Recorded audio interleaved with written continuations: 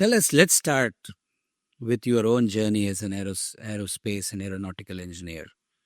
Tell us a little bit about how you got into this discipline and your own development.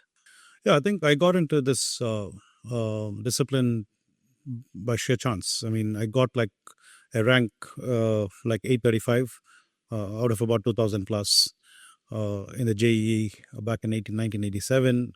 And I had a bunch of disciplines and campuses kind of combinations as choices.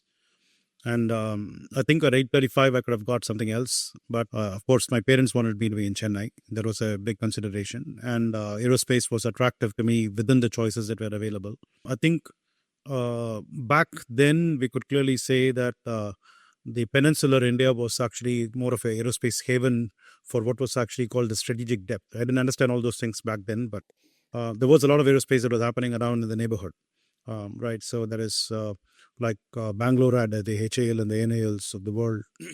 We had Sriharikota in our backyard. There is Trivandrum's Tumba. There is a buzz around in this part of the world about aerospace. So I kind of jumped into it. But subsequently, I went to Georgia Tech to do my master's and PhD in solid rocket combustion.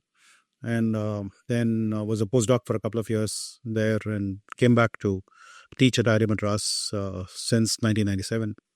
And you've been in this world of propulsion practically all of your last. Yes, that's a good question to ask because I think what matters is, okay, what do you do after you become a faculty? And that's important because we have had the opportunity to work closely with the industry on propulsion. So it used to be ISRO and DRDO to begin with, but subsequently we have also actually had worked with GE Aviation quite a bit on jet engines.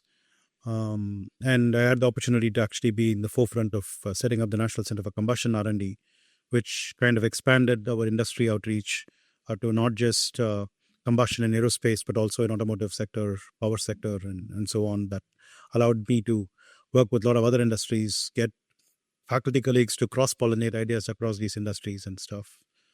And more recently, I've actually been involved in quite a few aerospace startups as well.